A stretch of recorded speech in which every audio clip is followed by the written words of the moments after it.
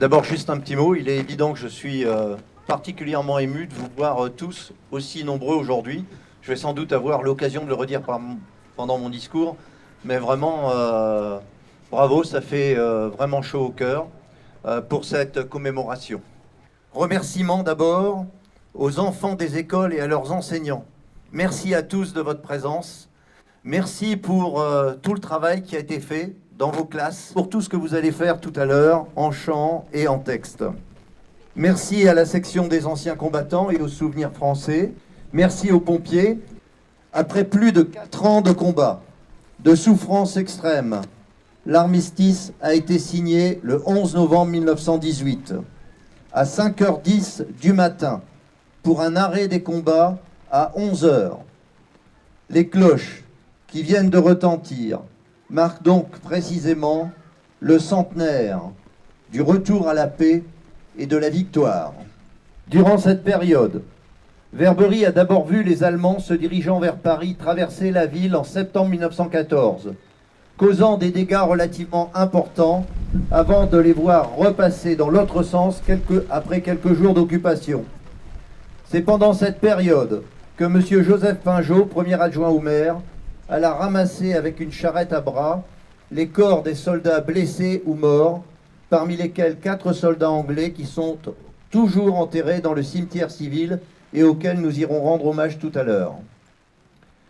Verberie est alors devenue une zone arrière des combats où les troupes venaient prendre du repos avant de retourner au front. C'est dans ce cadre que le régiment de marche de la Légion étrangère a été créé le 11 novembre 1915.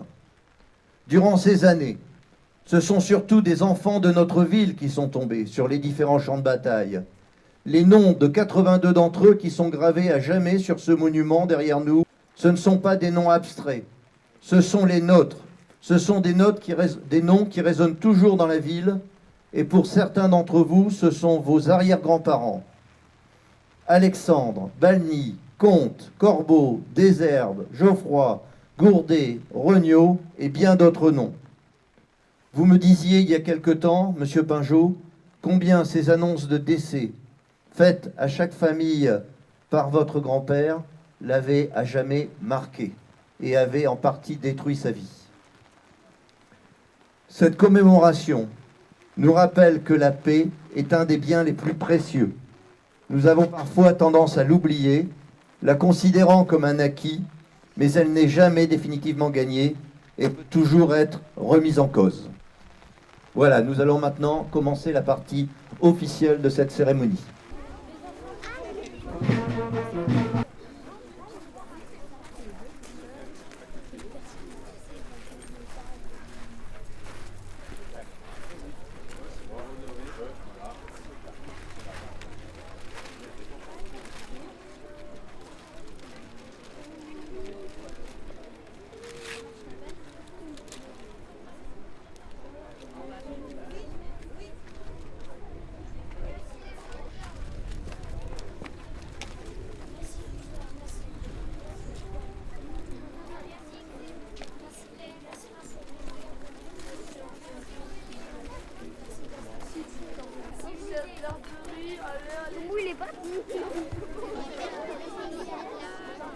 Blondeau Gaston, Bombard Adrien, Bontemps Georges, Caron Louis, Caron Théophile.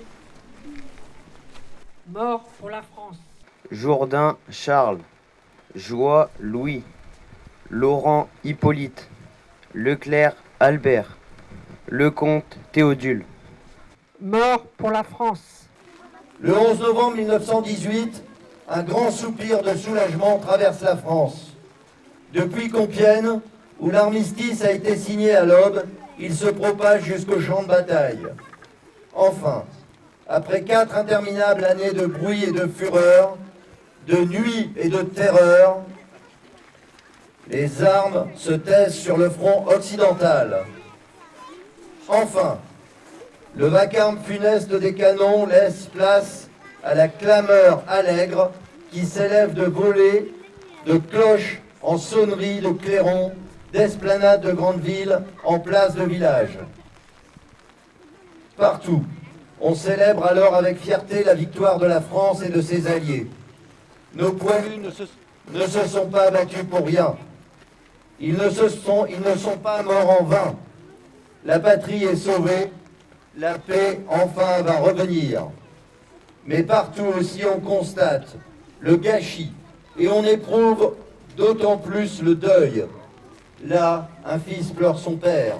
Ici, un père pleure son fils. Là comme ailleurs, une veuve pleure son mari. Et partout, on voit défiler des cortèges de mutilés et de gueules cassées. Nous sommes réunis dans nos communes, devant nos monuments aux morts, pour rendre hommage et dire notre reconnaissance à tous ceux qui nous ont défendus hier, mais aussi à ceux qui nous défendent aujourd'hui jusqu'au sacrifice de leur vie.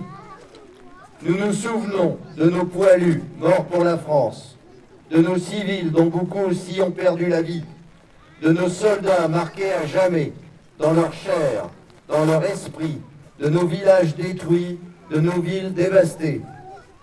Nous nous souvenons aussi de la souffrance et de l'honneur de tous ceux qui ont quitté leur terre et sont venus d'Afrique, du Pacifique et d'Amérique sur ce sol de France qu'ils n'avaient jamais vu et qu'ils ont pourtant vaillamment défendu. Nous nous souvenons de la souffrance et de l'honneur des 10 millions de combattants de tous les pays qui ont été envoyés dans ces combats terribles. Françaises, Français, nous sommes aussi unis en ce jour dans la conscience de notre histoire et dans le refus de sa répétition. Car le siècle qui nous sépare des terribles sacrifices des femmes et des hommes de 14-18 nous a appris la grande précarité de la paix. Nous savons avec quelle force les nationalismes, les totalitarismes peuvent emporter les démocraties et mettre en péril l'idée même de civilisation. Nous savons avec quelle célérité l'ordre multilatéral peut soudain s'écrouler. Nous savons que l'Europe unie, forgée autour de la réconciliation de la France et de l'Allemagne, est un bien bien plus fragile que jamais.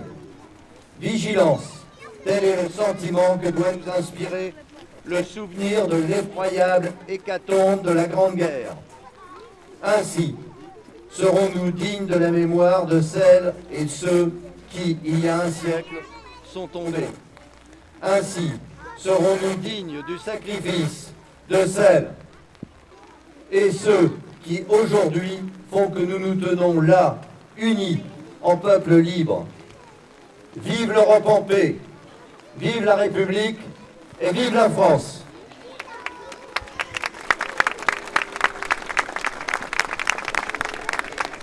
C'est vous deux? Très bien. Bien, allez, on va découvrir l'arbre de la paix.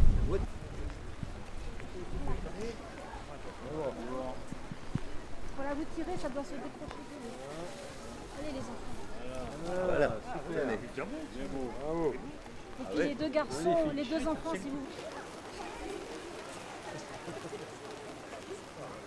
Pendant la nuit, plusieurs régiments allemands traversent Verberie sans s'arrêter, montant vers Senlis.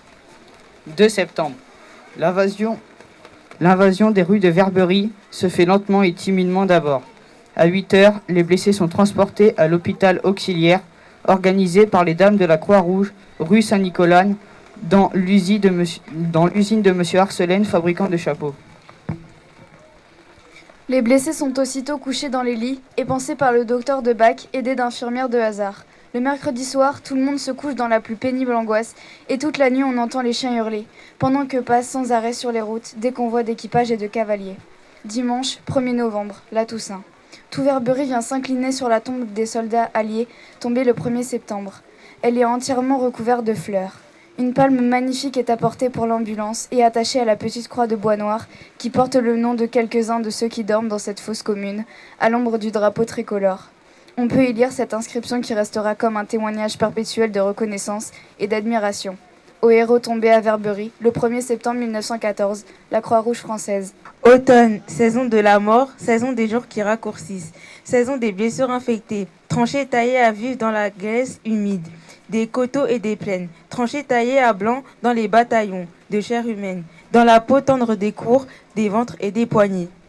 Saison de la souffrance et des corps mutilés, agonie des blessés qui appellent une mer trop lointaine, cris des blessés qu'on achève, sueur de brume qui suinte au ras du sol, charnier sans nombre où les hommes pourrissent, visage couché sous les feuilles, bataille, bataille. 1 million de morts français après seulement 5 mois de guerre, un quart des mobilisés de la première heure. Dehors, il est étendu dans les herbes sous la nue, pâle, dans son lit vert où la lumière pleut. Les pieds dans les glaïeuls, il dort souriant comme sourirait un enfant malade. Tulle le 18 septembre 1914.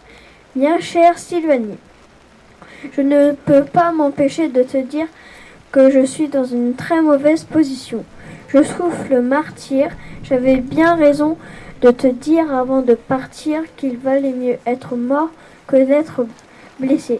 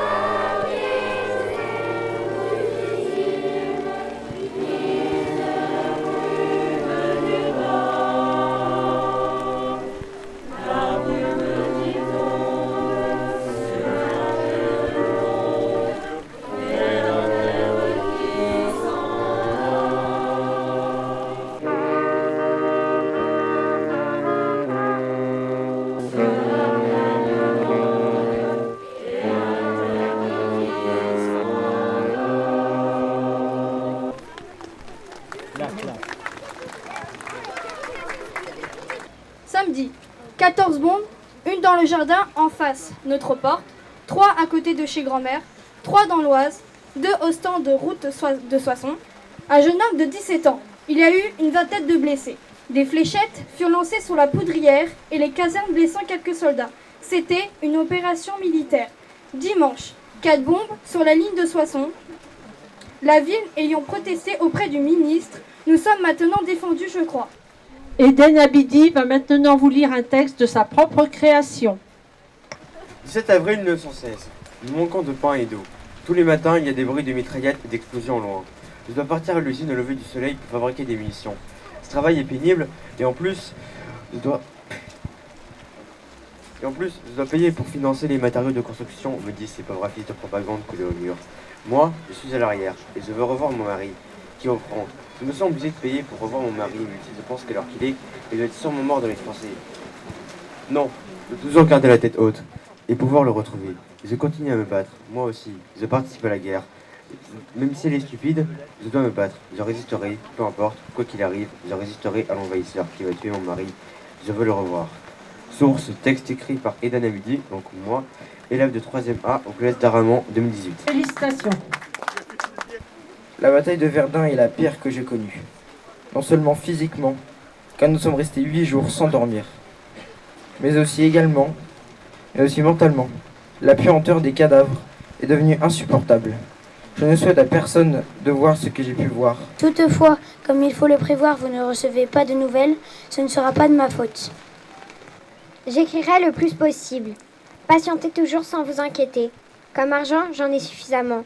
Paraît-il qu'en campagne, on ne peut rien dépenser. Par conséquent, ne m'en envoyez pas.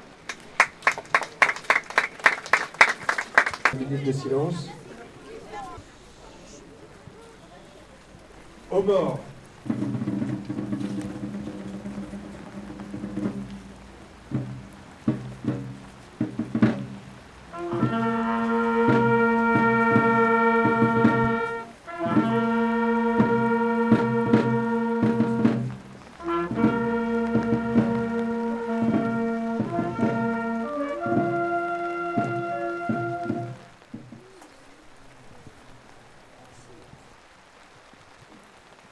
Merci.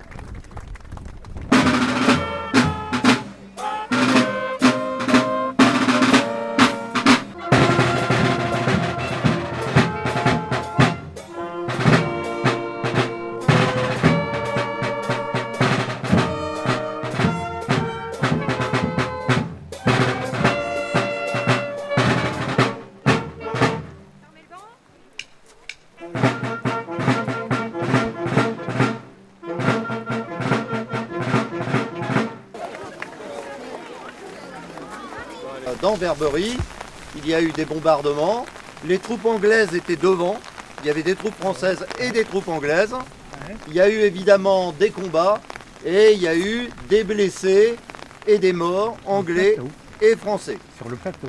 Sur le plateau, et voilà. Et donc, le grand-père de M. Pinjot, Joseph Pinjot, qui était alors premier adjoint à la commune, dans un climat que vous imaginez, les Allemands étaient dans les rues, on se battait, les Allemands étaient quand même à ce moment-là dans l'attaque et des ennemis, et M. Pinjot, seul... Non, avec le curé Paris. Vous voyez, avec le curé Paris, et donc à deux,